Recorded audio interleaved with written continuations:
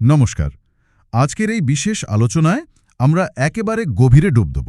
Geography বা ভূগোলের একটা অত্যন্ত আকর্ষণীয় বিষয় অ্যাস্ট্রোনমি বা জ্যোতির্বিজ্ঞানে, হ্যাঁ, একদম। যা থেকে আমরা চেষ্টা করব বিষয়টাকে এমনভাবে বুঝতে যে কোনো পরীক্ষার জন্য, তা সে WBCS হোক বা পিএসসি, পুলিশ, এসএসসি, কোনো প্রশ্নেই আর আটকায় না। লক্ষ্যটা হলো একেবারে জিওগ্রাফির মাস্টার হয়ে ওঠা। ঠিক বলেছেন। আর আজকের আলোচনাটা আমরা এমনভাবে করব যেন একটা ক্লাসরুমের মতোই লাগে। খুঁটিনাটি সব বিষয় একদম গোড়া থেকে। তাহলে আর দেরি না করে শুরু করা যাক। আচ্ছা, প্রথমেই এই ভূগোল বা জিওগ্রাফি শব্দটা, হ্যাঁ, দেখুন, শব্দটা এসেছে দুটো গ্রিক শব্দ থেকে। জিইও, যার মানে পৃথিবী, আর গ্রাফি মানে বর্ণনা। সোজা কথায় পৃথিবীর বর্ণনা, এটাই ভূগোল। আর অ্যাস্ট্রোনমি বা জ্যোতির্বিজ্ঞান হলো এর একটা শাখা, তাই তো? একদম, এবং খুব গুরুত্বপূর্ণ শাখা। এটা শুধু পৃথিবী নয়, এটা আলোচনা করে এই পুরো মহাবিশ্ব, গ্রহ, নক্ষত্র, গ্যালাক্সি, সব কিছু নিয়ে। বিশাল ব্যাপার। তাহলে চলুন এই মহাবিশ্ব বা ইউনিভার্স দিয়েই শুরু করি। এই যে অপার শূন্যস্থান, এর শুরুটা কোথায়? বিগ ব্যাং থিওরির কথা তো খুব শোনা যায়। হ্যাঁ, বিগ ব্যাং থিওরিটাই এখন সবচেয়ে বেশি মানা হয়। এই তত্ত্ব বলছে প্রায় 15 বিলিয়ন বছর, 1,500 কোটি বছর আগে সবকিছু একটা অসম্ভব ঘন আর গরম বিন্দুতে ছিল। একটা বিন্দুতে পুরো মহাবিশ্ব। হ্যাঁ, ভাবা যায়। তারপর একটা বিশাল বিস্ফোরণ হয়, মহাবিস্ফোরণ। আর তখন থেকেই মহাবিশ্ব তৈরি হতে শুরু করে আর ক্রমাগত ফেলছে, প্রসারিত হচ্ছে। আর বিস্ফোরণের ঠিক পরেই কি এই ইলেকট্রন, প্রোটন, নিউট্রন এগুলো তৈরি হলো? একদম। বিস্ফোরণের পর যখন একটু ঠান্ডা হতে শুরু করল, তখনই এই মৌলিক কণাগুলো, ইলেকট্রন, প্রোটন, নিউট্রন, এগুলো তৈরি হলো। আর মূল ব্যাপারটা হলো, সেই শুরু থেকে আজ পর্যন্ত মহাবিশ্ব কেবল প্রসারিতই হয়ে চলেছে। এই প্রসারণ কি চলতেই থাকবে, নাকি এর কোনো শেষ আছে? এই সুপারক্রাঞ্চের ব্যাপারটা কি? ও একটা হাইপোথেসিস। ধারণা করা হয় যে যদি মহাবিশ্বের মোট ভর যথেষ্ট বেশি হয়, তাহলে একসময় এই প্রসারণ হয়তো থামবে। মহাকর্ষের টানে সবকিছু আবার কাছাকাছি আসতে শুরু করবে, সংকুচিত হবে। আর শেষে? শেষে হয়তো আবার একটা বিন্দুতে ফিরে যাবে। একেই বলা হচ্ছে সুপারক্রাঞ্চ। তবে এটা ঘটবে কিনা বা কবে ঘটবে, সেটা এখনও গবেষণার বিষয়। ইন্টারেস্টিং। আচ্ছা, মহাবিশ্বের এই বিশাল প্রেক্ষাপটের পর এবার একটু ভেতরে জিনিসগুলো দেখি, যেমন নক্ষত্র বা স্টার। এগুলো আসলে কি, আলো দেয় কিভাবে? নক্ষত্র তো আসলে বিশাল জ্বলন্ত গ্যাসের পিণ্ড। এদের নিজস্ব আলো আর উত্তাপ আছে, এরা নিজেরাই শক্তি তৈরি করে। জন্মে কিভাবে? এই নেবুলা বা নীহারিকার ব্যাপারটা কি? হ্যাঁ, নক্ষত্রের জন্ম হয় নীহারিকা থেকে। নীহারিকা হল গ্যাস, প্রধানত হাইড্রোজেন আর হিলিয়াম আর ধুলোর বিশাল মেঘ, মহাকাশে ভেসে বেড়ায়। মেঘ থেকে তারা কিভাবে সম্ভব? ওই যে মহাকর্ষ, গ্র্যাভিটি, ওই গ্যাস আর ধুলো নিজেদের টানে জমাট বাঁধতে শুরু করে। যত জমাট বাঁধে, কেন্দ্রের চাপ আর তাপ তত বাড়ে। বাড়তে বাড়তে একসময় কেন্দ্রের তাপমাত্রা কয়েক মিলিয়ন ডিগ্রি সেলসিয়াসে পৌঁছে যায়। Million degree? হ্যাঁ, আর তখনই শুরু হয় নিউক্লিয়ার ফিউশন বা পারমাণবিক সংযোজন বিক্রিয়া। এখানে হাইড্রোজেন জুড়ে গিয়ে হিলিয়াম তৈরি হয়। আর এই ফিউশনের ফলেই শক্তি তৈরি হয়। ঠিক তাই। ওই যে বিখ্যাত E=mc² সমীকরণ, সেই অনুযায়ী ভরের একটা অংশ বিপুল পরিমাণ শক্তিতে বদলে যায়। এই শক্তি আলো আর তাপ হয়ে বেরিয়ে আসে। ব্যাস, জন্ম হলো একটা নক্ষত্রের। এর পৃষ্ঠের তাপমাত্রা ধরুন আমাদের সূর্যের মতো নক্ষত্রের প্রায় ৬,০০০ ডিগ্রি সেলসিয়াস হতে পারে। দারুণ। তার মানে নক্ষত্রগুলো সব নিউক্লিয়ার রিয়্যাক্টর। আচ্ছা, এদেরও কি জীবন আছে? এরাও মরে যায়? অবশ্যই। নক্ষত্রেরও জন্ম, যৌবন, বার্ধক্য, মৃত্যু সবই আছে। তবে এদের জীবনকাল নির্ভর করে এদের ভরের ওপর, জন্মের সময় তার কতখানি ভর ছিল। কি হয় যখন এদের জ্বালানি হাইড্রোজেন শেষ হতে শুরু করে? তখন কোরে ফিউশন কমে আসে, কিন্তু বাইরের স্তরে বিক্রিয়া চলতে থাকে। ফলে নক্ষত্রটা বাইরের দিকে ফুলতে শুরু করে, আকারে অনেক বড় হয়ে যায় আর রংটাও লালচে হয়ে যায়। এই অবস্থাটাকে বলে লোহিত দানব বা রেড জায়ান্ট। সব নক্ষত্রে কি রেড জায়ান্ট হয়? তারপর কি হয়? হ্যাঁ, বেশিরভাগই হয়। এরপর কি হবে সেটা নির্ভর করে ওই যে বললাম ভরের ওপর। এখানে একটা খুব গুরুত্বপূর্ণ কনসেপ্ট আছে, চন্দ্রশেখর সীমা বা চন্দ্রশেখর লিমিট। চন্দ্রশেখর লিমিট এটা কি? এটা ভারতীয় বিজ্ঞানী সুব্রমণ্যন চন্দ্রশেখর হিসেব করে বের করেছিলেন। এর মান হল সূর্যের ভরের প্রায় 1.44 গুণ। Important for exam. এই 1.44 সংখ্যাটা কিন্তু মনে রাখতেই হবে, অনেক পরীক্ষা এটা সরাসরি জিজ্ঞেস করে। এই সীমাটা ঠিক করে দেয় নক্ষত্রের শেষ পরিণতি কি হবে। আচ্ছা, তাহলে যাদের ভর এই সীমার কম তাদের কি হয়? যাদের ভর কম মানে সূর্যের 1.44 গুণের কম, তারা রেড জায়ান্ট হওয়ার পর বাইরের গ্যাসীয় স্তরটা আস্তে আস্তে মহাকাশে ছড়িয়ে দেয়। কেন্দ্রে পড়ে থাকে একটা খুব ঘন কিন্তু ছোট অবশেষ। এটাকে বলে শ্বেত বামন বা হোয়াইট ডোয়ার্ফ। শ্বেত বামন এটা কি তখনও জ্বলে?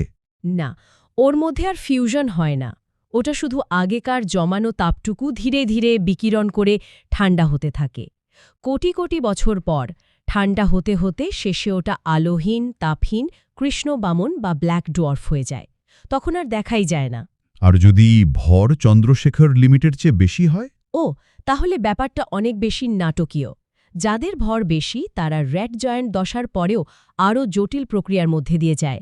শেষ পর্যন্ত একটা ভয়ঙ্কর বিস্ফোরণ ঘটে। বিস্ফোরণ? হ্যাঁ, যাকে বলে সুপারনোভা বিস্ফোরণ। এই বিস্ফোরণে নক্ষত্রের বাইরের অংশটা ছিন্ন ভিন্ন হয়ে মহাকাশে ছড়িয়ে পড়ে। অনসম শক্তি নির্গত হয় এ সময়। ভয়ঙ্কর ব্যাপার। বিস্ফোরণের পর কি থাকে? কেন্দ্রে একটা প্রচণ্ড ঘন অবশেষ পড়ে থাকে। এই অবশেষটার ভর যদি চন্দ্রশেখর লিমিটের ওপরে কিন্তু খুব বেশি না হয়, ধরুন সূর্যের ভরের 3 গুণের কম, তাহলে সেটা নিউট্রন স্টার হয়ে যায়। Neutron star? হ্যাঁ, এগুলো অবিশ্বাস্য রকম ঘন। ভাবুন, একটা পুরো শহরের সমান ভরের জিনিস একটা চামচে এঁটে যেতে পারে। এখানে প্রচণ্ড চাপে প্রোটন আর ইলেকট্রন মিলে নিউট্রন হয়ে যায়। কিছু নিউট্রন স্টার আবার খুব দ্রুত ঘোরে আর নির্দিষ্ট সময় পর পর রেডিও পালস পাঠায়। এদের পালসার বলে। আর যদি ভর আরও বেশি হয়, 3 গুণেরও বেশি? তাহলে মহাকর্ষ টান এতই অপ্রতিরোধ্য হয় যে ওই অবশেষটা আরও সংকুচিত হতে হতে এমন একটা অবস্থায় পৌঁছায় যেখান থেকে আলো পর্যন্ত বেরোতে পারে না। এটাই হলো কৃষ্ণ গহ্বর বা ব্ল্যাক হোল। ব্ল্যাক হোল, যার টান থেকে আলোও পালাতে পারে না? একদম। এর ঘনত্ব প্রায় অসীম। Important for exam. Black hole কিভাবে তৈরি হয়? বেশি ভরের নক্ষত্র থেকে সুপারনোভার পর। আর এর মূল বৈশিষ্ট্য প্রচণ্ড মহাকর্ষ, আলো বেরোতে না পারা। এই অংশটা পরীক্ষার জন্য খুব গুরুত্বপূর্ণ। আচ্ছা, এই নোটগুলোতে হোয়াইট হোলের কথাও একটু লেখা আছে। ওটা কি ব্ল্যাক হোলের উল্টো? ওটা একটা তাত্ত্বিক ধারণা। গাণিতিকভাবে যেমন ব্ল্যাক হোলের সমাধান পাওয়া যায়, তেমনি একটা উল্টো সমাধানও পাওয়া যায় হোয়াইট হোল, যেখান থেকে শুধু জিনিস বেরোতে পারে, ঢুকতে পারে না। কিন্তু বাস্তবে এর কোনো প্রমাণ এখনও মেলেনি। আপাতত সায়েন্স ফিকশনেই এর দেখা মেলে বেশি। বুঝলাম। আচ্ছা, এই যে কোটি কোটি নক্ষত্র, এরা কোথায় থাকে? গ্যালাক্সি বা ছায়াপথের ধারণাটা কি? গ্যালাক্সি হল কোটি কোটি এমনকি লক্ষ কোটি নক্ষত্র, তাদের গ্রহ, গ্যাস, ধুলো আর ডার্ক ম্যাটার, এই সব মিলিয়ে একটা বিশাল সিস্টেম যা মহাকর্ষের টানে একসাথে বাঁধা থাকে। Dark matter? সেটা আবার কি? ওটা একটা রহস্যময় জিনিস, আমরা সরাসরি দেখতে পাই না, কিন্তু গ্যালাক্সির নড়াচড়া দেখে বুঝি যে সেখানে এমন কিছু আছে যার ভর আছে এবং মহাকর্ষ বল প্রয়োগ করছে। গ্যালাক্সির মোট ভরের বেশিরভাগই নাকি এই ডার্ক ম্যাটার। মহাবিশ্বে কত গ্যালাক্সি আছে আনুমানিক? সংখ্যাটা মাথা ঘুরিয়ে দেওয়ার মতো। এখনকার অনুমান অনুযায়ী পর্যবেক্ষণযোগ্য মহাবিশ্বে প্রায় 100 বিলিয়ন 10,000 কোটিরও বেশি গ্যালাক্সি থাকতে পারে। আর বেশিরভাগ বড় গ্যালাক্সির কেন্দ্রেই একটা বিরাট ব্ল্যাক হোল থাকে, যাকে বলে সুপারম্যাসিভ ব্ল্যাক হোল। এই গ্যালাক্সিগুলো কি একা একা থাকে? না, এরাও দল বেঁধে থাকে। মহাকর্ষের টানে কাছাকাছি থাকা কিছু গ্যালাক্সি মিলে তৈরি করে গ্যালাক্সি গ্রুপ বা ক্লাস্টার। আবার অনেকগুলো ক্লাস্টার মিলে তৈরি হয় সুপার ক্লাস্টার। আমরা কোন ক্লাস্টারে আছি? আমরা আছি লোকাল গ্রুপ নামের একটা গ্যালাক্সি গ্রুপে। এখানে 50টার বেশি গ্যালাক্সি আছে, তবে প্রধান 3টে হল আমাদের নিজেদের মিল্কি ওয়ে, অ্যান্ড্রোমেডা আর ট্রায়াঙ্গুলাম গ্যালাক্সি। আমাদের মিল্কি ওয়ে বা আকাশগঙ্গা, এটা দেখতে কেমন? সর্পিল বা স্পাইরাল? হ্যাঁ, ঠিক। মিল্কি ওয়ে একটা স্পাইরাল বা সর্পিল গ্যালাক্সি। এর কেন্দ্রে নক্ষত্রের একটা ঘন গোলাকার অংশ আছে আর সেখান থেকে প্যাঁচানো হাতের মতো বাহু বেরিয়ে গেছে। অনেকটা ঘুরন্ত চরকার মতো দেখতে। আর আমাদের সূর্য কোথায় আছে এর মধ্যে? আমরা কিন্তু কেন্দ্রে নেই, কেন্দ্র থেকে বেশ খানিকটা দূরে, প্রায় ২৬,০০০ আলোকবর্ষ দূরে একটা সর্পিল বাহুর মধ্যে আমাদের সৌরজগৎ অবস্থিত। সূর্য কি এই গ্যালাক্সির কেন্দ্রকে ঘুরছে? অবশ্যই, পুরো সৌরজগৎ নিয়েই সূর্য মিল্কিওয়ের কেন্দ্রকে প্রদক্ষিণ করছে, আর গতিটাও অসাধারণ, প্রায় ২৫০ কিলোমিটার প্রতি সেকেন্ড। ২৫০ কিমি প্রতি সেকেন্ড। একবার ঘুরতে কত সময় লাগে? প্রায় ২৫ কোটি বছর। এই সময়টাকে বলে এক কসমিক ইয়ার বা মহাজাগতিক বছর। অবিশ্বাস্য। আর আমাদের সবচেয়ে কাছের বড় গ্যালাক্সি কোনটা বললেন? অ্যান্ড্রোমিডা। হ্যাঁ, অ্যান্ড্রোমিডা গ্যালাক্সি। ওটাও একটা বড় সর্পিল গ্যালাক্সি, আমাদের থেকে প্রায় 2.2 মিলিয়ন, মানে ২২ লক্ষ আলোকবর্ষ দূরে। মজার কথা হলো, মিল্কিওয়ে আর অ্যান্ড্রোমিডা কিন্তু পরস্পরের দিকে এগিয়ে আসছে। এগিয়ে আসছে মানে ধাক্কা লাগবে? হ্যাঁ, তবে আজ বা কাল নয়, এখন থেকে প্রায় ৪০০-৫০০ কোটি বছর পর এদের মধ্যে সংঘর্ষ বা মার্জার হওয়ার সম্ভাবনা আছে। তখন দুটো গ্যালাক্সি মিলে একটাই বিশাল গ্যালাক্সি তৈরি করবে হয়তো। সে তো অনেক পরের ঘটনা। আচ্ছা, রাতের আকাশে আমরা যে তারা দিয়ে নানা রকম নকশা দেখি, যেমন কালপুরুষ, সপ্তর্ষিমণ্ডল, এগুলো কি? ওগুলোকে বলে নক্ষত্রতুঞ্জ বা কনস্টেলেশন। প্রাচীনকালের মানুষরা আকাশে তারাগুলোকে কাল্পনিক রেখা দিয়ে জুড়ে বিভিন্ন চেনা জিনিসের বা পশু পাখির আকৃতি কল্পনা করত। এগুলো দিক চেনার জন্য বা ঋতু বোঝার জন্য খুব কাজে লাগত। যেমন ধ্রুবতারা, ওটা তো সবসময় উত্তরেই থাকে। একদম ঠিক। ধ্রুবতারা বা পোলারিস এমন একটা জায়গায় আছে যে পৃথিবী ঘোরার পরেও ওটাকে উত্তর আকাশে প্রায় একই জায়গায় স্থির দেখা যায়। তাই এটা নাবিকদের বা পথিকদের জন্য উত্তর দিক চেনার একটা খুব নির্ভরযোগ্য উপায় ছিল, এখনও আছে। বেশ, এবার ফেরা যাক আমাদের ঘরের কাছে, সৌরজগৎ বা সোলার সিস্টেম। এর রাজা তো সূর্য। হ্যাঁ, আমাদের সৌরজগতের প্রায় ৯৯.৮% ভরই তো সূর্যের একার। সূর্য একটা মাঝারি মাপের নক্ষত্র, যাকে বলে হলুদ বামন বা ইয়েলো ডোয়ার্ফ। এর ব্যাস প্রায় ১৩,৯২,০০০ কিলোমিটার, মানে পৃথিবীর চেয়ে প্রায় ১০৯ গুণ বড়। আর সূর্য তো ঘুরছে, তাই না, মিল্কি ওয়ের চারপাশে? হ্যাঁ, সেটা তো আগেই বললাম। প্রায় ২৫ কোটি বছরে একবার মিল্কিওয়ের কেন্দ্রকে ঘুরে আসছে। আচ্ছা, সূর্যের ভেতরে কি আছে? নোটগুলোতে কোর, রেডিয়েটিভ জোন, কনভেক্টিভ জোনের কথা বলা আছে। হ্যাঁ, সূর্যের গঠনটা স্তর স্তর। একদম কেন্দ্রে হলো কোর, এখানেই আসল কাণ্ডটা ঘটছে। তাপমাত্রা প্রায় ১.৫ কোটি ডিগ্রি সেলসিয়াস, আর চাপও অমন। এখানে হাইড্রোজেন ফিউজ হয়ে হিলিয়াম তৈরি হচ্ছে আর শক্তি বেরোচ্ছে। কোরের বাইরে? কোরের বাইরে আছে বিকিরণ অঞ্চল বা রেডিয়েটিভ জোন। কোরের শক্তি এখানে ফোটন কণার মাধ্যমে বিকিরিত হতে হতে এগোয়। এই স্তরটা পেরোতেই ফোটনের লক্ষ লক্ষ বছর লেগে যেতে পারে। এর বাইরে আছে পরিচালন অঞ্চল বা কনভেক্টিভ জোন।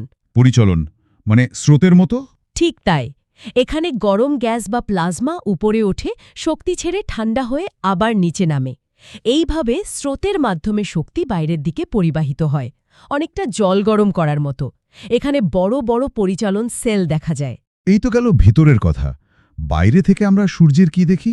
ওই যে আলোকমণ্ডল? হ্যাঁ, সূর্যের যে অংশটা আমরা সাধারণত দেখি, মানে ওর দৃশ্যমান পৃষ্ঠ, ওটাই হল ফোটোস্ফিয়ার বা আলোকমণ্ডল। এর তাপমাত্রা প্রায় ৬,০০০ degree Celsius. Important for exam, সূর্যের দৃশ্যমান অংশের নাম ফোটোস্ফিয়ার, আর এর তাপমাত্রা প্রায় ৬,০০০ ডিগ্রি সেলসিয়াস। এই দুটো তথ্য মনে রাখা দরকার। এর বাইরেও কি স্তর আছে? আছে তো। ফোটোস্ফিয়ারে ঠিক বাইরে একটা লালচে স্তর আছে, ক্রোমোস্ফিয়ার বা বর্ণমণ্ডল। এর তাপমাত্রা আবার ফোটোস্ফিয়ারের চেয়ে বেশি, প্রায় ৩২,০০০ ডিগ্রির আশেপাশে।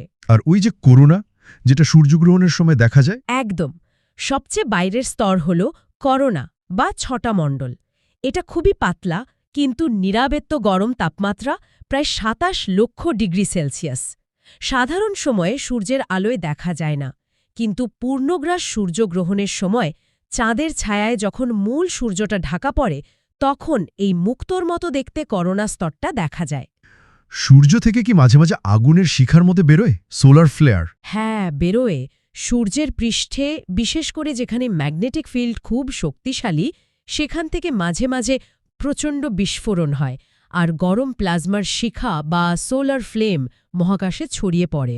আর ওই যে কালো দাগের মতো দেখা যায় সানস্পট, হ্যাঁ, ওগুলো হলো সৌর কলঙ্ক বা সানস্পট। এগুলো আসলে ফোটোস্ফিয়ারের এমন কিছু জায়গা যেগুলো আশপাশের অঞ্চলের চেয়ে তুলনামূলকভাবে একটু ঠান্ডা, প্রায় 4000 ডিগ্রি সেলসিয়াস। তাই ওগুলোকে একটু কম উজ্জ্বল, মানে কালো দাগের মতো দেখায়। এগুলো কি সবসময় থাকে? না, এগুলো আসে আর যায়, আর এদের সংখ্যাও কমে বাড়ে একটা নির্দিষ্ট চক্রে। প্রায় 11 বছর লাগে একটা চক্র পুরো হতে। এটাকে বলে সৌর কলঙ্ক চক্র বা sunspot cycle. Important for exam. এই 11 বছরের সানস্পট সাইকেল এবং সৌর কলঙ্কের ধারণাটাও কিন্তু পরীক্ষার জন্য গুরুত্বপূর্ণ। এর সাথে পৃথিবীর আবহাওয়া, যোগাযোগ ব্যবস্থারও যোগ আছে। বাহ, মানে মহাবিশ্বের জন্ম থেকে শুরু করে নক্ষত্রের জীবন, গ্যালাক্সির গঠন আর একদম শেষে আমাদের সূর্য, পুরো ব্যাপারটাই তো একটা কি বলবো মহাজাগতিক নাটক। একদম তাই। আর এই সব কিছুর মধ্যেই লুকিয়ে আছে পদার্থবিজ্ঞানের দারুণ সব নিয়ম। প্রতিটা বিষয় নিয়েই আরও অনেক গভীরে যাওয়া যায়। এই নোটগুলো বা এই আলোচনাটা আমার মনে হয় যারা অ্যাস্ট্রোনমি নিয়ে জানতে চায় বা পরীক্ষার প্রস্তুতি নিচ্ছে তাদের জন্য একটা খুব ভালো ফাউন্ডেশন তৈরি করে দিল। হ্যাঁ, চেষ্টা তো সেটাই ছিল। বিগ ব্যাং থেকে শুরু করে একদম সূর্য পর্যন্ত মূল ধারণাগুলো যাতে পরিষ্কার হয়। আর একটা জিনিস ভাবুন, বলুন। এই যে নক্ষত্রের ভেতরে হাইড্রোজেন থেকে হিলিয়াম বা সুপারনোভাতে আরও ভারী মৌল তৈরি হচ্ছে, এই পদার্থগুলো ছড়িয়ে পড়ছে মহাকাশে।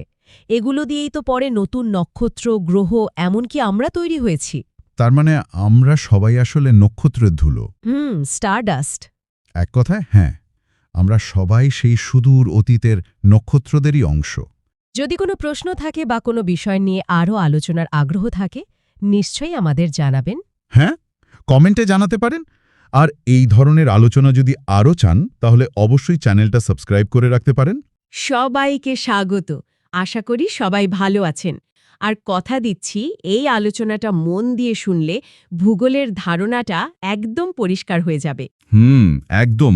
বিশেষ করে যে বিভিন্ন প্রতিযোগিতামূলক পরীক্ষার প্রস্তুতি নিচ্ছেন, যেমন ধরুন WBCS, WBPSC, WBP বা SSCর পরীক্ষাগুলো, তাদের জন্য আজকের আলোচনাটা খুব খুব গুরুত্বপূর্ণ হতে চলেছে। আমাদের লক্ষ্য একটাই, ভূগোলটাকে একেবারে জলের মতো সহজ করে দেওয়া, যেন এই বিষয়টার প্রতি একটা ভালোবাসা তৈরি হয়, ভয়টা কেটে যায়। ঠিক, ভূগোল আসলে খুব মজার বিষয়। আমাদের চারপাশের পৃথিবীকে চেনার জন্য এটা জানাটা জরুরি। পরীক্ষার বাইরেও কাজে লাগে। তাহলে আর দেরি না করে শুরু করা যাক, কি বলেন? হ্যাঁ, চলুন শুরু করি। একদম গোড়া থেকে ধরবো আমরা। আচ্ছা, তাহলে প্রথমে ভূগোলের মূল ধারণাটা একটু পরিষ্কার করা যাক। মানে ভূগোল বলতে ঠিক কী বোঝায়, আর পরীক্ষার জন্য এর গুরুত্বটা ঠিক কোথায়? দেখুন, ভূগোল বা জিওগ্রাফি হল পৃথিবী আর তার অধিবাসীদের নিয়ে চর্চা। এর দুটো প্রধান ভাগ আছে। একটা হলো ভৌত ভূগোল বা ফিজিক্যাল জিওগ্রাফি, যেখানে আমরা পৃথিবীর গঠন, ভূমিরূপ, জলবায়ু, মাটি এগুলো নিয়ে আলোচনা করি। আর দ্বিতীয়টা হলো মানব ভূগোল বা হিউম্যান জিওগ্রাফি। এখানে আমরা জনসংখ্যা, মানুষের কার্যকলাপ যেমন কৃষি, শিল্প, পরিবহন, বসতি এইসব নিয়ে আলোচনা করি। দুটো মিলেই কিন্তু সম্পূর্ণ ভূগোল। আর প্রতিযোগিতামূলক পরীক্ষায় এই দুটো ভাগ থেকেই প্রশ্ন আসে। বেশ, তাহলে আমরা ভৌত ভূগোল দিয়ে শুরু করি, পৃথিবীর গঠন দিয়ে। হ্যাঁ, সেটাই ভালো। আমরা যে গ্রহটায় বাস করছি তার ভেতরটা কেমন সেটা জানাটা খুব দরকারি। পৃথিবীর কেন্দ্র পর্যন্ত যদি যাই তাহলে মোটামুটি 3টে প্রধান স্তর পাবো আমরা। 3টে স্তর, আচ্ছা। হ্যাঁ, একেবারে বাইরের পাতলা স্তরটা হলো ভূত্বক বা ক্রাস্ট, মানে যেখানে আমরা থাকি। পাহাড়, পর্বত, সাগর, মহাসাগর সব এর ওপরেই আছে। এর নিচে আছে গুরুমণ্ডল বা ম্যান্টেল। এটা অনেক বেশি পুরু আর গরম, মূলত ঘন সিলিকেট শিলায় তৈরি। আর একদম কেন্দ্রে আছে কেন্দ্রমণ্ডল বা কোর। এর আবার দুটো ভাগ। বাইরের অংশটা তরল, মূলত লোহা আর নিকেল দিয়ে গড়া, আর ভেতরের অংশটা কিন্তু কঠিন, প্রচণ্ড চাপ আর তাপে। আচ্ছা, এই স্তরগুলোর মধ্যে তো কিছু বিভেদ রেখা বা ডিসকন্টিনিউটির কথা শোনা যায়। মোহরভিসেক, গুটেনবার্গ, এগুলো কি পরীক্ষার জন্য গুরুত্বপূর্ণ? খুব গুরুত্বপূর্ণ। এ দুটো নাম মনে রাখতেই হবে। Important for exam. ভূত্বক আর গুরুমণ্ডলের মাঝে আছে মোহরভিসিক ডিসকন্টিনিউটি, সংক্ষেপে মোহ। মোহ, আচ্ছা। আর গুরুমণ্ডল ও কেন্দ্রমণ্ডলের মাঝে আছে গুটেনবার্গ ডিসকন্টিনিউইটি। পরীক্ষায় প্রায় প্রশ্ন আসে যে কোন ডিসকন্টিনিউইটি কোন দুটো স্তরের মাঝে রয়েছে। এই জায়গাটা একটু খেয়াল রাখতে হবে। বেশ, পৃথিবীর ভেতরটা তো জানা গেল, এবার আসি ভূমিকম্পের কথায়। এটাও তো ভেতরের শক্তিরই প্রকাশ, তাই না? একদম। ভূ-অভ্যন্তরের শক্তি যখন হঠাৎ করে মুক্তি পায়, বিশেষ করে শিলাচ্যুতির কারণে, তখনই ভূমিকম্প হয়। এই শক্তিটা তরঙ্গের আকারে ছড়িয়ে পড়ে।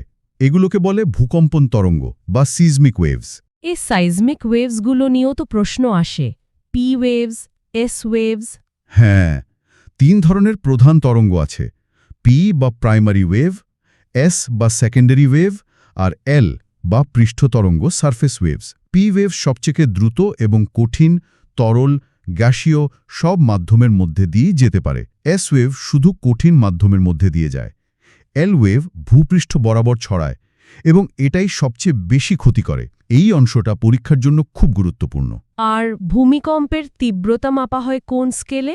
দুটো স্কেল আছে। একটা হলো রিক্টার স্কেল, যেটা ভূমিকম্পের ফলে নির্গত শক্তির পরিমাণ মাপে, এটা লগারিদমিক স্কেল। আরেকটা হলো মার্কারি বা মার্কালি স্কেল, যেটা ভূমিকম্পের ফলে হওয়া ক্ষয়ক্ষতির পরিমাণ দেখে তার তীব্রতা বোঝায়। ভারত বা বিশ্বের ভূমিকম্প প্রবণ অঞ্চল কোনগুলো?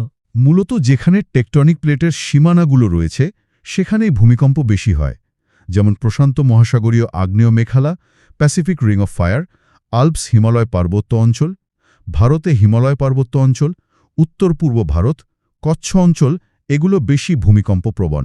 ভূমিকম্পের মতোই আরেকটা ঘটনা হলো অগ্ন্যুৎপাত। এটাও কি প্লেট সীমানার সাথে জড়িত? হ্যাঁ, বেশিরভাগ ক্ষেত্রেই। অগ্ন্যুৎপাত মানে হলো ভূ-অভ্যন্তরের উত্তপ্ত গলিত পদার্থ বা ম্যাগমা যখন ভূপৃষ্ঠের কোনো ফাটল বা ছিদ্র দিয়ে বেরিয়ে আসে। যেখান দিয়ে বেরোয় সেটা আগ্নেয়গিরি। এই ম্যাগমা বেরিয়ে এলে তাকে লাভা বলে। আগ্নেয়গিরি কি অনেক রকমের হয়? কাজের ভিত্তিতে 3 রকম বলতে পারেন: সক্রিয় বা অ্যাক্টিভ, মানে যেগুলোতে প্রায়ই বা সম্প্রতি অগ্ন্যুৎপাত হয়েছে বা হচ্ছে; সুপ্ত বা ডরমেন্ট, মানে অনেক দিন অগ্ন্যুৎপাত হয়নি কিন্তু ভবিষ্যতে হতে পারে; আর মৃত বা এক্সটিংক্ট, যেগুলোতে আর অগ্ন্যুৎপাতের সম্ভাবনা নেই। প্যাসিফিক রিং অফ ফায়ারই পৃথিবীর বেশিরভাগ সক্রিয় আগ্নেয়গিরিগুলো রয়েছে। আচ্ছা, এই যে বারবার প্লেট বা পাতের কথা আসছে, প্লেট টেকটনিক্স থিওরিটা একটু সহজ করে বললে ভালো হয়। নিশ্চয়ই। প্লেট টেকটনিক্স তত্ত্ব বলছে যে আমাদের এই পৃথিবীর বাইরের কঠিন আবরণ বা ভূত্বকটা আসলে একটানা নয়। এটা কয়েকটি বিশাল শক্ত পাথরের খণ্ড বা প্লেটে বিভক্ত। মানে পাজেলের টুকরোর মতো। অনেকটা তাই। এই প্লেটগুলো নিচের গুরুমণ্ডলের কিছুটা নরম, সান্দ্র অংশের উপর ভাসছে আর খুব ধীরে ধীরে নড়াচড়া করছে, বছরে কয়েক সেন্টিমিটার মাত্র। এই নড়াচড়ার ফলেই কি পাহাড় তৈরি হয় বা ভূমিকম্প হয়? একদম। এই তত্ত্বটা আলফ্রেড ওয়াগনারের কন্টিনেন্টাল ড্রিফট বা মহীসঞ্চরণ তত্ত্ব আর সি ফ্লো স্প্রেডিং বা সমুদ্রবক্ষ বিস্তৃতির ধারণার উপর ভিত্তি করে গড়ে উঠেছে। প্লেটগুলোর সীমানাগুলো খুব গুরুত্বপূর্ণ। কিরকম সীমানা? 3 ধরনের প্রধান সীমানা আছে: প্রতিসারি বা ডাইভার্জেন্ট সীমানা, যেখানে দুটো প্লেট পরস্পর থেকে দূরে সরে যাচ্ছে। এখানে নতুন ভূত্বক তৈরি হয়, যেমন মধ্য আটলান্টিক শৈলশিরা। আচ্ছা। তারপর আছে অভিসারী বা কনভার্জেন্ট সীমানা, যেখানে দুটো প্লেট পরস্পরের দিকে এগিয়ে এসে ধাক্কা খেচ্ছে। এখানে একটা প্লেট অন্যটার নিচে চলে যেতে পারে, অথবা ধাক্কার ফলে ভাঁজ খেয়ে বিশাল পর্বতমালা তৈরি হতে পারে। হিমালয় পর্বত কি এভাবেই তৈরি? ঠিক তাই। ভারতীয় প্লেট আর ইউরেশীয় প্লেটের সংঘর্ষের ফলেই হিমালয় তৈরি হয়েছে। এটা কনভার্জেন্ট বাউন্ডারির দারুণ উদাহরণ। এটাও পরীক্ষার জন্য খুব জরুরি। আর তৃতীয় সীমানা? সেটা হলো নিরপেক্ষ বা ট্রান্সফর্ম সীমানা। এখানে প্লেটগুলো পরস্পরকে ঘষে পাশাপাশি চলে যায়। এখানে ভয়ঙ্কর ভূমিকম্প হতে পারে, যেমন আমেরিকার স্যান আন্দ্রিয়াস ফল্ট। বাহ, দারুণভাবে যুক্ত তো সব বিষয়গুলো। পৃথিবীর ভেতর, প্লেট, ভূমিকম্প, অগ্ন্যুৎপাত, পাহাড় তৈরি। হ্যাঁ, ভৌত ভূগোলের এটাই মজা। সবকিছু একে অপরের সাথে সম্পর্কিত। এবার একটু শিলা বা রক্স নিয়ে কথা বলা যাক। এটাও তো ভূগোলের একটা বেসিক বিষয়। অবশ্যই। শিলা মানে হলো এক বা একাধিক খনিজের সমষ্টি। গঠন প্রক্রিয়া অনুযায়ী শিলা মূলত 3 প্রকার: আগ্নেয় শিলা, ইগনিয়াস রক, পাললিক শিলা, সেডিমেন্টারি রক, আর রূপান্তরিত শিলা, মেটামরফিক রক। আগ্নেয় শিলা কোনটা? যেটা ম্যাগমা বা লাভা জমে তৈরি হয়, যেমন গ্রানাইট, ব্যাসল্ট, এগুলো খুব কঠিন হয়। আর পাললিক? পলি জমে জমে নদী, বায়ু, হিমবাহের বয়ে আনা নুড়ি, কাঁকড়, বালি, কাদা ইত্যাদি স্তরে স্তরে জমা হয়ে চাপের ফলে শক্ত হয়ে পাললিক শিলা তৈরি করে, যেমন বেলে পাথর, চুনাপাথর, শেল। এদের মধ্যে জীবাশ্ম বা ফসিল দেখা যায়। কোন শিলায় জীবাশ্ম দেখা যায় এটা পরীক্ষায় আসে। রূপান্তরিত শিলা। আগ্নেয় বা পাললিক শিলা যখন প্রচণ্ড চাপ আর তাপের সংস্পর্শে আসে তখন তার পুরনো গঠন ও খনিজ বদলে গিয়ে নতুন একরকম শিলা তৈরি হয়। এটাই রূপান্তরিত শিলা। যেমন চুনাপাথর বদলে গিয়ে হয় মার্বেল, গ্রানাইট বদলে হয় নিস। মাটির তলায় যে এত খনিজ সম্পদ পাওয়া যায় সেগুলো তো এই শিলার মধ্যেই থাকে। হ্যাঁ, বিভিন্ন খনিজ বিভিন্ন প্রকার শিলার মধ্যে পাওয়া যায়। যেমন কয়লা পাওয়া যায় পাললিক শিলায়, আকরিক লোহা, ম্যাঙ্গানিজ, বক্সাইট এগুলো আগ্নেয় বা রূপান্তরিত শিলার সাথে সম্পর্কিত হতে পারে। এই খনিজগুলো আমাদের অর্থনীতির জন্য খুব গুরুত্বপূর্ণ। আচ্ছা, পৃথিবীর ভেতরের শক্তি যেমন ভূমিরূপ তৈরি করে তেমনি বাইরের শক্তিগুলোও তো পৃথিবী পৃষ্ঠকে পাল্টে দেয়। ভূ আকৃতি বিজ্ঞান বা জিওমরফোলজির কথা বলছি। ঠিক, বাইরের শক্তি বলতে মূলত বোঝায় নদী, হিমবাহ, বায়ু, সমুদ্র তরঙ্গ, ভৌমজল। এরা দুটো প্রধান কাজ করে, ক্ষয় আর সঞ্চয়। আরেকটা প্রক্রিয়া হল বিচূর্ণীভবন বা ওয়েদারিং, শিলা ফেটে টুকরো টুকরো হয়ে যাওয়া। নদীর কাজটা যদি একটু বুঝিয়ে বলেন, বিশেষ করে ভারতের পরিপ্রেক্ষিতে। নদী তার পার্বত্য প্রবাহে খস করে বেশি। দ্রুত স্রোতের জন্য ইংরেজি ভি আকৃতির উপত্যকা, জলপ্রপাত এগুলো তৈরি করে। মধ্যপ্রবাহে নদীর গতি কমে আসে, তখন বাঁক বা মিয়ান্ডার তৈরি হয়। আর নিম্ন প্রবাহে বা মোহনার কাছে এসে নদী বাহিত পলি জমা করে প্লাবনভূমি, স্বাভাবিক বাঁধ আর ত্রিকোণাকার বদ্বীপ বা ডেল্টা তৈরি করে। গঙ্গার বদ্বীপ তো পৃথিবীর বৃহত্তম। হিমবাহ বা মরুভূমির ভূমিরূপগুলোও কি গুরুত্বপূর্ণ? হ্যাঁ, হিমবাহ ক্ষয় করে ইউ আকৃতির উপত্যকা, কোরি বা সার্ক তৈরি করে। আবার নুড়ি পাথর বালি জমা করে গ্র্যাবরেখা বা মোরেন তৈরি করে। মরুভূমিতে বায়ুপ্রবাহ ক্ষয় করে যেমন ইনসেলবার্জ গৌড় তৈরি করে, তেমনি বালি উড়িয়ে এনে জমা করে বিভিন্ন ধরনের বালিয়াড়ি বা স্যান্ড ডিউনস তৈরি করে। এগুলো থেকেও পরীক্ষায় প্রশ্ন আসতে পারে। ভূমিরূপের পর এবার একটু আবহাওয়া আর জলবায়ুর দিকে যাওয়া যাক। বায়ুমণ্ডলের স্তরগুলো জানাটা তো খুব জরুরি। অবশ্যই, ভূপৃষ্ঠ থেকে ওপরের দিকে গেলে বায়ুমণ্ডলের প্রধান স্তরগুলো হল ট্রোপোস্ফিয়ার, স্ট্র্যাটোস্ফিয়ার, মেসোস্ফিয়ার, থার্মোস্ফিয়ার বা আয়নোস্ফিয়ার আর এক্সোস্ফিয়ার। ট্রোপোস্ফিয়ারেই তো সব ঝড় বৃষ্টি হয়। হ্যাঁ, আমরা যে স্তরে বাস করি সেটা ট্রোপোস্ফিয়ার। সমস্ত মেঘ, ঝড়, বৃষ্টি, আবহাওয়া সংক্রান্ত ঘটনা এখানেই ঘটে। উচ্চতা বাড়ার সাথে সাথে এখানে উষ্ণতা কমে। আর স্ট্র্যাটোস্ফিয়ার, ওজোন স্তর তো এখানেই থাকে। ঠিক, স্ট্র্যাটোস্ফিয়ারে আছে ওজোন গ্যাসের স্তর, যা সূর্যের ক্ষতিকারক অতিবেগুনি রশ্মি শোষণ করে আমাদের বাঁচায়। এখানে আবহাওয়া শান্ত থাকে, তাই বিমান চলাচল করে এই স্তর দিয়ে। ওজোন স্তর কোন লেয়ারে আছে এটা একটা কমন প্রশ্ন। আবহাওয়া আর জলবায়ুর মধ্যে পার্থক্যটা কি? আবহাওয়া হলো কোনো জায়গার অল্প সময়ের দিন বা সপ্তাহের বায়ুমণ্ডলীয় অবস্থা, যেমন আজকের তাপমাত্রা, বৃষ্টি হবে কিনা ইত্যাদি। আর জলবায়ু হলো কোনো অঞ্চলের অন্তত ৩০-৩৫ বছরের আবহাওয়ার গড় অবস্থা। যেমন পশ্চিমবঙ্গের জলবায়ু উষ্ণ আর্দ্র মৌসুমী প্রকৃতির। পৃথিবীর তাপমাত্রার বণ্টন বা বায়ুপ্রবাহগুলোও তো জলবায়ুর অংশ। হ্যাঁ, পৃথিবী পৃষ্ঠে সূর্যরশ্মি সমানভাবে পড়ে না, তাই তাপমাত্রার পার্থক্য হয়। এই তাপমাত্রার পার্থক্যের জন্যই বায়ুচাপের পার্থক্য হয়, আর বায়ু এক জায়গা থেকে অন্য জায়গায় প্রভাবিত হয়। কিছু স্থায়ী বায়ু প্রবাহ আছে, যেমন আয়ন বায়ু, ট্রেড উইন্ডস, পশ্চিমা বায়ু, ওয়েস্টার্লিজ, মেরুবায়ু, পোলার উইন্ডস। এছাড়া আছে সাময়িক বায়ু, যেমন স্থলবায়ু, সমুদ্রবায়ু আর বিখ্যাত মৌসুমী বায়ু। ভারতের জলবায়ু তো মৌসুমী বায়ু নির্ভর। একদম, ভারতের জলবায়ুর প্রধান নিয়ন্ত্রক হল মৌসুমী বায়ু। গ্রীষ্মকালে দক্ষিণ পশ্চিম দিক থেকে জলীয় বাষ্প নিয়ে এসে বৃষ্টি ঘটায় বর্ষাকাল, আর শীতকালে উত্তর পূর্ব দিক থেকে শুষ্ক বাতাস বয়ে আনে। এই বায়ুপ্রবাহ ভারতের কৃষির জন্য জীবনরেখা। এছাড়াও বিভিন্ন চাপ বলয়, ঘূর্ণিঝড়, ট্রপিক্যাল সাইক্লোন এগুলো বায়ুমণ্ডলের গুরুত্বপূর্ণ বিষয়। আচ্ছা, এতক্ষণ আমরা স্থলভাগ আর বায়ুমণ্ডল নিয়ে কথা বললাম। এবার একটু জলভাগ বা জলমণ্ডল হাইড্রোস্ফিয়ার নিয়ে আলোচনা করা যাক। সাগর মহাসাগর স্রোত। হ্যাঁ, পৃথিবীর প্রায় 3/4 তো জল। 5টি মহাসাগর আছে: প্রশান্ত, আটলান্টিক, ভারত, দক্ষিণ মহাসাগর বা কুমেরু মহাসাগর আর উত্তর মহাসাগর বা সুমেরু মহাসাগর। এদের মধ্যেকার জল স্থির নয়, প্রতিনিয়ত চলাচল করছে। মানে সমুদ্র স্রোতের কথা বলছেন? হ্যাঁ, ওশান কারেন্টস। প্রধানত দুটো কারণে স্রোত তৈরি হয়। এক হলো পৃথিবীর আবর্তন গতি, আর 2 হল জলের উষ্ণতা ও লবণাক্ততার পার্থক্য। উষ্ণ স্রোতগুলো নিরক্ষীয় অঞ্চল থেকে মেরুর দিকে যায়, আর শীতল স্রোত মেরু অঞ্চল থেকে নিরক্ষীয় অঞ্চলের দিকে আসে। এগুলোর উপকূলবর্তী অঞ্চলের জলবায়ুর ওপর বিরাট প্রভাব আছে। এল নিনো, লা নিনার কথাও তো শোনা যায়। এগুলো কি? এগুলো আসলে প্রশান্ত মহাসাগরের পূর্ব দিকের জলের উষ্ণতার একটা পর্যাবৃত্ত পরিবর্তন। এল নিনোর সময় ওই অঞ্চলের জল অস্বাভাবিক গরম হয়ে যায়, যার প্রভাব সারা বিশ্বের আবহাওয়ায় পড়ে। ভারতে এল নিনোর বছরে সাধারণত মৌসুমি বৃষ্টিপাত কম হয়, খরা দেখা দেয়। লা নিনার সময় এর উল্টোটা হয়। এল নিনো ও লা নিনার প্রভাব বিশেষ করে ভারতের মৌসুমি বায়ুর উপর এটা পরীক্ষার জন্য খুব গুরুত্বপূর্ণ। প্রবাল প্রাচীর বা করেল রিফ। এটাও জলমণ্ডলের একটা অসাধারণ জিনিস।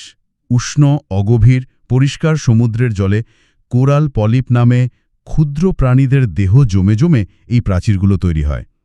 এগুলো সামুদ্রিক জীববৈচিত্র্যের জন্য খুব গুরুত্বপূর্ণ, যেমন অস্ট্রেলিয়ার গ্রেট ব্যারিয়ার রিফ। ভারতের লাক্ষাদ্বীপ বা আন্দামানেও প্রবাল প্রাচীর দেখা যায়। আচ্ছা, এবার যদি একটু জীবমণ্ডলের কথায় আসি, ইকোসিস্টেম, বায়োম। জীবমণ্ডল হল পৃথিবীর সেই অংশ যেখানে প্রাণের অস্তিত্ব আছে, মানে মাটি, জল, বাতাস মিলিয়ে। এর মধ্যে বিভিন্ন বাস্তুতন্ত্র বা ইকোসিস্টেম থাকে, যেখানে জীব ও জড় উপাদানগুলো একে অপরের উপর নির্ভর করে বেঁচে থাকে। আর বড় বড় অঞ্চল জুড়ে একই রকম জলবায়ু ও স্বাভাবিক উদ্ভিদযুক্ত এলাকাকে বলে বায়োম। কি কি ধরনের বায়োম আছে? অনেক রকম আছে। যেমন ধরুন, নিরক্ষীয় বৃষ্টি অরণ্য, ইকুইটোরিয়াল রেইন ফরেস্ট, সাভানা তৃণভূমি, সাভানা গ্রাসল্যান্ড, মরুভূমি, ডেজার্ট, তুন্দ্রা, তৈগা বা সরলবর্গীয় বনভূমি, টাইগা কনিফারেস্ট ফরেস্ট, পর্ণমোচী বনভূমি, ডিসিজিয়াস ফরেস্ট। প্রত্যেকটা বায়োমের নিজস্ব উদ্ভিদ ও প্রাণীজগৎ আছে। পরিবেশগত সমস্যা যেমন বিশ্ব উষ্ণায়ন বা ওজোন স্তরের ক্ষয়, এগুলোও তো জীবমণ্ডলের সাথে সম্পর্কিত। অবশ্যই, এগুলো জীবমণ্ডলের উপর মারাত্মক প্রভাব ফেলছে। বিশ্ব উষ্ণায়নের ফলে জলবায়ু পরিবর্তন হচ্ছে, সমুদ্রের জলস্তর বাড়ছে, অনেক প্রাণী ও উদ্ভিদ বিপন্ন হয়ে পড়ছে। ক্লোরোফ্লোরোকার্বন গ্যাসের জন্য স্ট্র্যাটোস্ফিয়ারের ওজোন স্তরে ফুটো তৈরি হয়েছে। যদিও এখন সেটা ধীরে ধীরে ঠিক হচ্ছে আন্তর্জাতিক চুক্তির ফলে। এগুলো সবই পরিবেশের ভারসাম্য নষ্ট করছে। এতক্ষণ আমরা মূলত ভৌত ভূগোল নিয়ে আলোচনা করলাম। যদি কারো কোনো প্রশ্ন থাকে এর মধ্যে, তারা নিশ্চয়ই পরে জানাতে পারবেন। হ্যাঁ, নিশ্চয়ই। আমরা চেষ্টা করছি যতটা সম্ভব সহজ করে বলার। এবার তাহলে মানব ভূগোলের দিকে যাওয়া যাক। জনসংখ্যা দিয়ে শুরু করতে পারি। হ্যাঁ, জনসংখ্যা ভূগোল বা পপুলেশন জিওগ্রাফি খুব গুরুত্বপূর্ণ একটা শাখা। এখানে আমরা দেখি পৃথিবীর কোথায় কত মানুষ বাস করে, জনসংখ্যা বন্টন, কোথায় খুব ঘনবসতি আর কোথায় খুব কম জনঘনত্ব, নারী পুরুষের অনুপাত, লিঙ্গ অনুপাত, শিক্ষার হার, সাক্ষরতা, আর মানুষ কেন এক জায়গা থেকে অন্য জায়গায় যায়, মাইগ্রেশন বা পরিযান। ভারত আর বিশ্বের জনসংখ্যা নিয়ে কিছু গুরুত্বপূর্ণ তথ্য। ভারত এখন বিশ্বের সর্বাধিক জনবহুল দেশ। জনসংখ্যার বন্টন কিন্তু খুব অসম। উর্বর নদী উপত্যকা, উপকূলীয় সমভূমি, শিল্পাঞ্চল এসব জায়গায় জনবসতি খুব ঘন, আবার মরুভূমি বা পার্বত্য অঞ্চলে খুব কম। এই বিষয়গুলো থেকে ডেটা ভিত্তিক প্রশ্ন আসতে পারে। মানব ভূগোলের আরেকটা গুরুত্বপূর্ণ দিক হল কৃষি। একদম।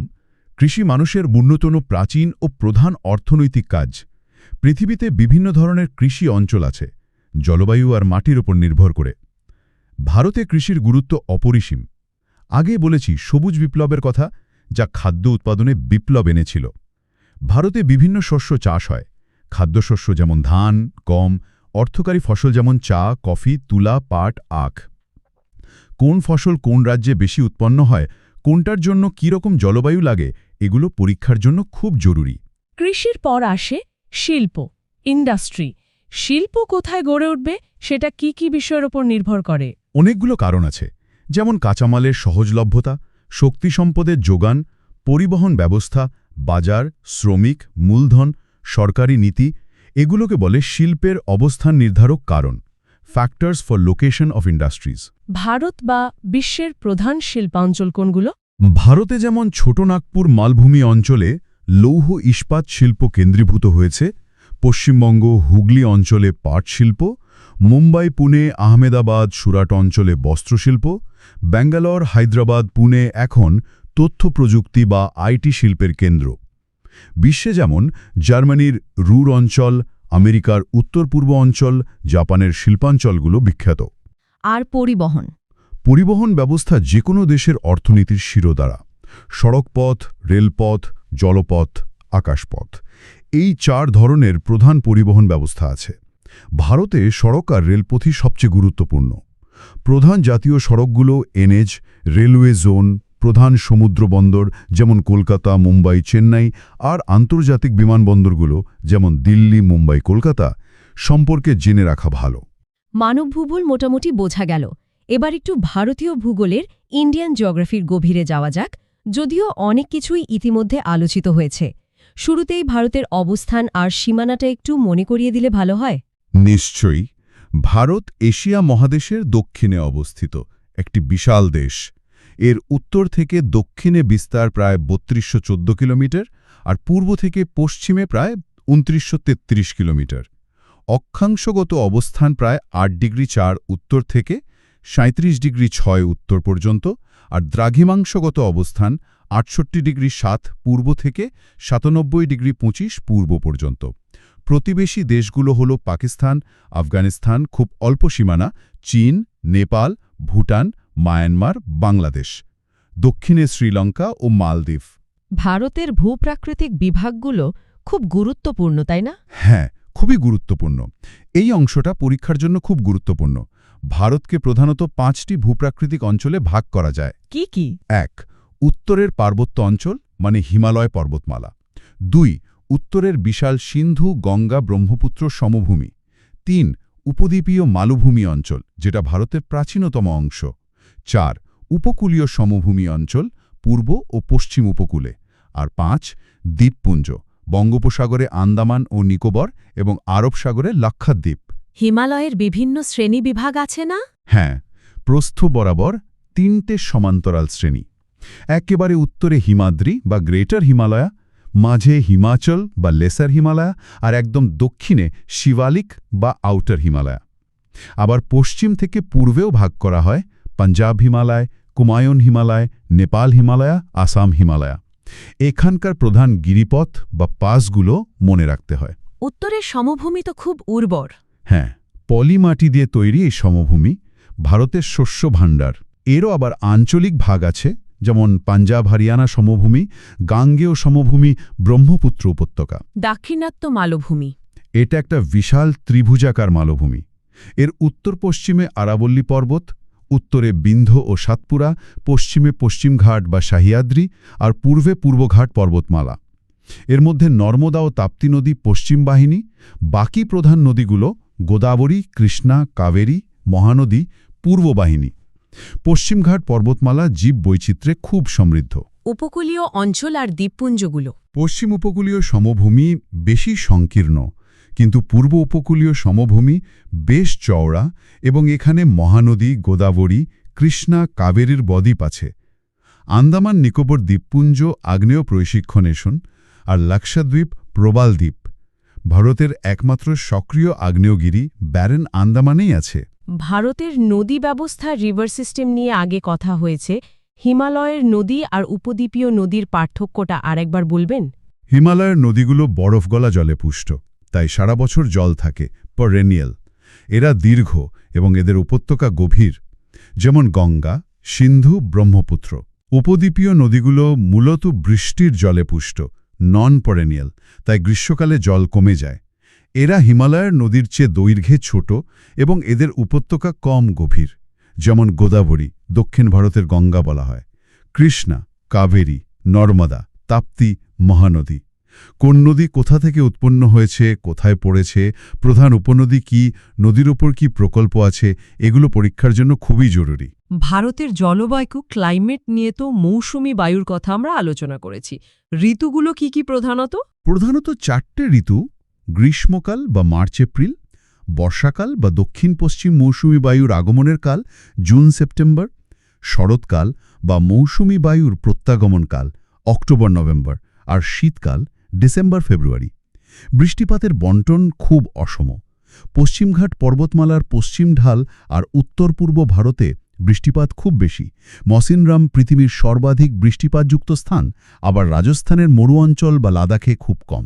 ভারতের মাটি, সয়েলস আর স্বাভাবিক উদ্ভিদ, ন্যাচারাল ভেজিটেশন, জলবায়ু আর ভূপ্রকৃতির উপরই নির্ভরশীল। একদম। আমরা বিভিন্ন মাটির কথা বলেছি: পলি মাটি, কালো মাটি, লাল মাটি, ল্যাটেরাইট মাটি, মরু মাটি, পার্বত্য মাটি। মাটি অনুযায়ী স্বাভাবিক উদ্ভিদও পাল্টায়।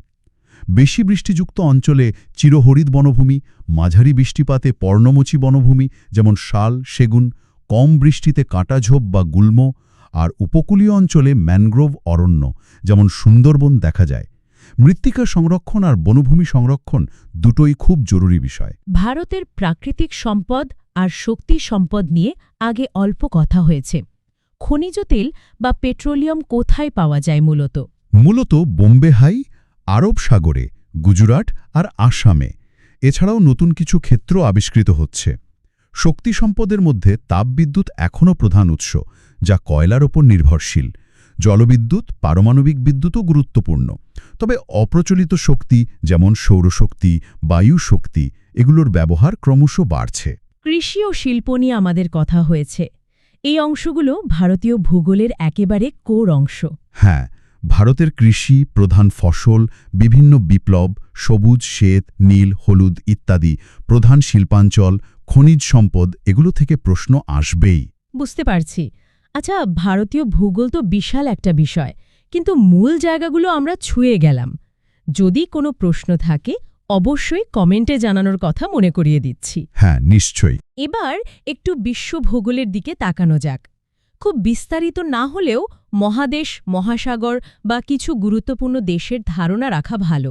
হ্যাঁ, পৃথিবীর 7টা মহাদেশ: এশিয়া, আফ্রিকা, উত্তর আমেরিকা, দক্ষিণ আমেরিকা, ইউরোপ, অস্ট্রেলিয়া, অ্যান্টার্কটিকা। আর 5টা মহাসাগরের নাম ও অবস্থান জানা দরকার। প্রত্যেক মহাদেশের কিছু গুরুত্বপূর্ণ ভৌগোলিক বৈশিষ্ট্য, যেমন দীর্ঘতম নদী, উচ্চতম শৃঙ্গ, বৃহত্তম মরুভূমি, হ্রদ, এগুলো জেনে রাখা ভালো। কিছু নির্দিষ্ট দেশ বা অঞ্চল যেগুলো পরীক্ষার জন্য প্রাসঙ্গিক হতে পারে। আমাদের প্রতিবেশী দেশগুলো ছাড়াও আমেরিকা, রাশিয়া, চীন, জাপান, অস্ট্রেলিয়ার মতো দেশগুলোর সাধারণ ভৌগোলিক পরিচিতি, রাজধানী, মুদ্রা, প্রধান নদী পর্বত কাজে লাগতে পারে। এছাড়া বিভিন্ন আন্তর্জাতিক সংগঠন যেমন BRICS, OPEC, এদের সদস্য দেশগুলো সম্পর্কেও ধারণা থাকা ভালো। বিশ্বজুড়ে অর্থনৈতিক কার্যকলাপ মানে কৃষি, খনিজ, শিল্প, আন্তর্জাতিক বাণিজ্য পথ, এগুলোও তো বিশ্ব ভূগোলের অংশ। হ্যাঁ, যেমন বিশ্বের প্রধান গম উৎপাদক অঞ্চল, প্রধান লৌহ আকরিক উত্তোলনকারী দেশ বা গুরুত্বপূর্ণ সমুদ্রপথ যেমন সুয়েজ খাল, পানামা খাল, এই ধরনের তথ্যগুলো প্রাসঙ্গিক। সবশেষে পরিবেশ ও সমসাময়িক ভূগোল, এনভায়রনমেন্টাল অ্যান্ড কন্টেম্পোরারি জিওগ্রাফি নিয়ে কিছু কথা বলা যাক। এটা এখন খুব গুরুত্বপূর্ণ হয়ে উঠেছে। অত্যন্ত গুরুত্বপূর্ণ। পরিবেশ আর বাস্তুতন্ত্রের ভারসাম্য রক্ষা করাটা এখন সবচেয়ে বড় চ্যালেঞ্জ। জীববৈচিত্র্য বা বায়োডাইভার্সিটির হ্রাস পাচ্ছে, জলবায়ু পরিবর্তন হচ্ছে, প্রাকৃতিক দুর্যোগের, ঘূর্ণিঝড়, বন্যা, খরা, ভূমিকম্প, সুনামি সংখ্যা ও তীব্রতা বাড়ছে।